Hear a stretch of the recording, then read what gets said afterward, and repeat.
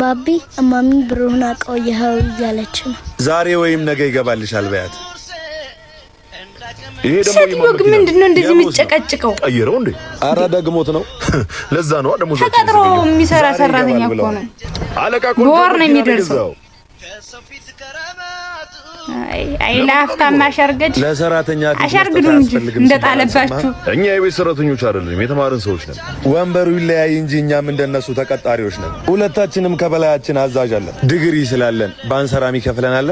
ካልተመቸኝ ለቅቄ ሌላ መስራት ይችላል። ጉልቻ ብቄ አየር ወጣ ያጣፍጥም ሲባል አልሰማም። ዝም ብለህ አንገትህን ደፍተህ ስራ አንሳ። ከዚህ ወጥተህ ሌላ ቦታ መግባት ቆንጆ ነው። አባይ ከሌለ ሌላ ቦታ ምትቀይር ይኸው ነው። ሰዎችን ቀጥረ ማሰራት ማትችልበት ደረጃ ላይ ከሆንክ ሁሌም ቀጥረኛ ነህ።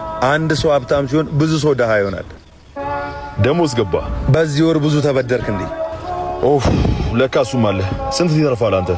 ከ9000 ላይ ለክራይ 4500፣ ለአስቤዛ 2800፣ ሱቅ ዕዳ 900፣ ለልጄ ተቆራጭ 1500። ሌላውን እንዴት እንደማልፈው አላውቅም። 800 ዕዳ አለብህ ወይ ወንድ ልጅ እኮ ያለበት ዕዳ ግን እና ወሩ እንዴት ነው የሚጨርሰው? እኛ ነን አንድ ሞያ ለመምረጥ 12 ዓመት መፍጀት ይጠበቅብናል። አንድ ቀን እንዲከፈለን ከ16 ዓመት በላይ እንፈጃለን። እኛ ዳዎች ነን። በሰጡን እንጂ በመረጥነው አንኖርም። አስፈላጊነታችን ለሌሎች እንድንሞት ነው። አብዛኛው ሰው አንድ ቀን ተከፍሎት 30 ቀን ይኖራል።